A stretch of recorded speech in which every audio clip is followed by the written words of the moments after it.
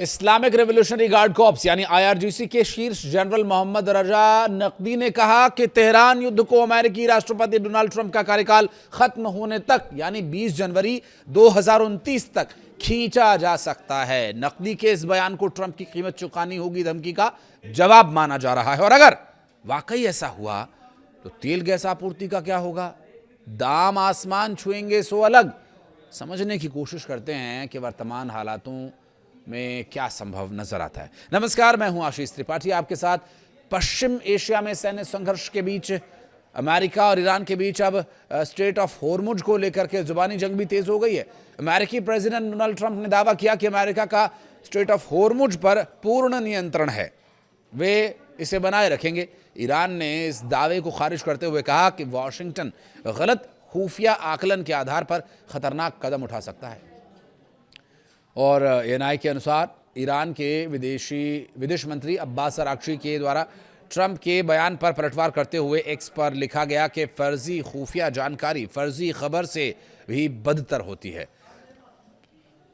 और उन्होंने अमेरिका को स्ट्रेट ऑफ होर्मुज को लेकर गलत आकलन करने से बचने की चेतावनी दी है। अराक्ची ने कहा कि ईरान पर हमले से पहले भी अमेरिका खुफिया आकलन में गलतियां करता रहा है और अब वही गलतियां दोहराई जा रही है स्ट्रेट ऑफ होर्मुज को लेकर। दरअसल डोनाल्ड ट्रंप ने अपने सोशल मीडिया प्लेटफॉर्म ट्रुथ पर कहा था कि अमेरिकी नौसेना की मौजूदगी एक स्टील की दीवार है जिसका ईरान कभी मुकाबला नहीं कर सकता है। उन्होंने ईरान पर केवल बयानबाजी करने का आरोप लगाया और कहा कि अब पश्चिम एशिया का दबंग नहीं रह गया है। इस बीच कमजोर वैश्विक मांग और अमेरिका में कच्चे तेल के भंडार में तेजी से बढ़ोतरी के चलते गुरुवार को तेल की कीमतों में गिरावट आई है। ईरान के विदेश मंत्री अब्बास अराक्ची ने भी अमेरिका के दावे की आलोचना की। उन्होंने सोशल मीडिया प्लेटफॉर्म एक्स पर कहा कि अमेरिका लंबे समय से खुफिया विफलताओं के कारण गलत आकलन करता रहा है। उन्होंने ईरान के खिलाफ युद्ध और अब स्ट्रेट ऑफ होर्मुज को लेकर आखिरी अमेरिकी रुख को इस तरह की बड़ी गलतफहमी बताया। वहीं ईरानी सांसदों ने यह भी कहा कि स्ट्रेट ऑफ होर्मुज से गुजरने पर लगाई गई पाबंदियां विशेष रूप से अमेरिका और इजराइल से जुड़े जहाजों पर लागू हैं। ईरानी संसद की राष्ट्रीय सुरक्षा समिति के सदस्य बेहनाम सईदी ने सरकारी टेलीविजन पर यह कहा कि इजराइल और अमेरिका से जुड़े जहाज़ों को स्ट्रेट ऑफ होर्मुज से गुजरने की अनुमति नहीं होगी। उन्होंने कहा कि इजरायली जहाज़ों को युद्ध हो या शांति किसी भी परिस्थिति में स्ट्रेट ऑफ होर्मुज से गुजरने का अधिकार नहीं होगा।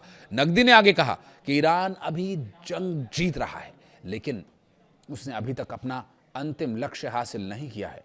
उन्होंने आगे ये कहा कि हमें ऐसा डर पैदा करना होगा कि दुश्मन हम पर हमला करने की हिम्मत भी न कर सके। एक तरीका यह है कि युद्ध को लंबा खींचा जाए और दुश्मन को भारी नुकसान पहुंचाया जाए ताकि ईरान पर हमला करने के बारे में सोचने वाले को पता हो कि उसे इसकी भारी कीमत चुकानी पड़ेगी। इन सब के बीच रॉयटर के अनुसार एक खबर आई जहां ब्रेंट क्रूड करीब 2.47% गिर करके $86.78 प्रति बैरल पर आ गया है, जबकि अमेरिकी WTI 2.81% गिरकर 80.93 पर आ गया है।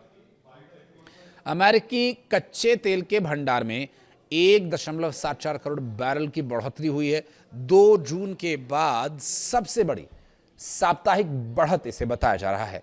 ओपेक ने 2026 के लिए वैश्विक तेल मांग में बढ़ोतरी का अनुमान घटा करके 5.8 लाख बैरल प्रतिदिन कर दिया है और अंतर्राष्ट्रीय ऊर्जा एजेंसी ने इससे भी अधिक कमजोर मांग का अनुमान लगाया है। एएनआई के अनुसार यमन के हौती विद्रोहियों ने सऊदी अरब के खिलाफ नए हमलों का भी दावा किया है।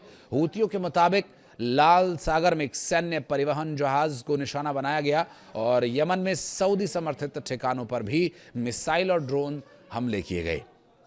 संगठन ने मोचा इलाके और मारिब गवर्ने तदाविन शिविर को निशाना बनाए जाने का दावा किया। साथ ही सऊदी अरब के जिजान स्थित आरामको रिफाइनरी पर 2 ड्रोन्स हमले किए गए। हौती के दावों के मुताबिक हमलों में दर्जनों लोगों की मौत हुई है जिसमें सऊदी नागरिक भी शामिल हैं। इन दावों में बताया गया हताहतों के आंकड़ों की स्वतंत्र पुष्टि अभी नहीं हुई है। यमन के अंतर्राष्ट्रीय स्तर पर मान्यता प्राप्त सरकार से जुड़े प्रेसिडेंशियल लीडरशिप काउंसिल के प्रमुख राशद अल अलीमी ने कहा कि सरकार हूती हमलों का जवाब देगी। इस बीच गजा में संघर्ष समाप्त करने की योजनाओं पर भी काम जारी है। योजनाएं आगे बढ़ाने के लिए राष्ट्रपति डोनाल्ड ट्रंप के दामाद और वार्ताकार जेरेड कुशनेर अगले हफ्ते पश्चिम एशिया जाने की तैयारी में हैं और ट्रंप प्रशासन द्वारा हाल ही में घोषित एक समझौता इजरायली विरोध की वजह से अटक गया है। बोर्ड ऑफ पीस के एक अधिकारी ने बताया कि कुशनेर बोर्ड उच्च प्रतिनिधि निकोले म्लाडेनोव और कार्यकारी बोर्ड सदस्य टोनी ब्लेयर रविवार को इजरायल पहुंचेंगे और ये समूह फिर से काहिरा जाएगा, जहां गजा का नियंत्रण संभालने वाले फलस्तीनी समूहों की बैठकें चल रही है। अधिकारी ने कहा कि इन बैठकों से ट्रंप और बोर्ड ऑफ पीस का गजा में शांति लाने का संकल्प दिखेगा। इजरायल ने ट्रंप द्वारा घोषित हालिया समझौते को खारिज कर दिया। इस समझौते में हमास को निरस्त्र करना, इजरायल को फलस्तीनी क्षेत्र से सेना हटाना शामिल था। हालांकि हमास ने हथियार छोड़ने की योजना स्वीकार की, पर प्रधानमंत्री बेंजामिन नेतन्याहू ने कहा कि इजरायल जब तक कि वो पीछे नहीं हटेगा, जब तक हमास पूरी तरह से निरस्त्र नहीं हो जाएगा, ये समझौता गजा युद्ध समाप्त करने में एक संभावित सफलता भी माना जा रहा था। ये अक्टूबर के युद्ध विराम पर भी आधारित था। हालांकि बंधकों की जहां पर रिहाई भी हुई थी, द वॉशिंगटन पोस्ट की एक रिपोर्ट में अधिकारियों के द्वारा बताया गया कि अमेरिका ने ईरान के साथ युद्ध में कम से कम 45 MQ-9 रीपर निगरानी स्ट्राइक ड्रोन्स भी खो दिए। ये हम नुकसान की बात करें इस युद्ध से जो अमेरिका को हुए अब तक, और ये अमेरिकी सैन्य बेड़े का करीब 50% हिस्सा है, जिससे करदाताओं का $1.3 अरब से अधिक का नुकसान हुआ है। एक अमेरिकी अधिकारी ने यह भी कहा कि सभी ड्रोन्स मार गिराए नहीं गए, कुछ संचार लिंक फेल होने की वजह से दुर्घटनाग्रस्त भी हुए हैं। तो ये ओवरऑल अब तक जो युद्ध में परिस्थितियां बनी हुई हैं, उसके हालातों पर एक सरसरी नज़र हमने डालने का प्रयास किया, लेकिन आगे आने वाले समय में इस युद्ध को रोकने की होने वाली कोशिशों से क्या बदलाव होगा, ये देखना होगा। आपका विवेक इस पर क्या कहता है, बताइएगा कमेंट सेक्शन में। वीडियो को यहाँ तक देखने के लिए बहुत बहुत धन्यवाद। और उन्होंने अमेरिका को स्ट्रेट ऑफ होर्मुज को लेकर गलत आकलन करने से बचने की चेतावनी दी है। राक्शी ने कहा कि ईरान पर हमले से पहले भी अमेरिका खुफिया आकलन में गलतियां करता रहा है और अब वही गलतियां दोहराई जा रही है स्ट्रेट ऑफ होर्मुज को लेकर।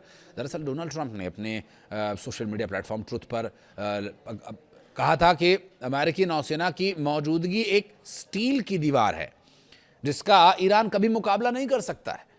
उन्होंने ईरान पर केवल बयानबाजी करने का आरोप लगाया और कहा कि अब पश्चिम एशिया का दबंग नहीं रह गया है।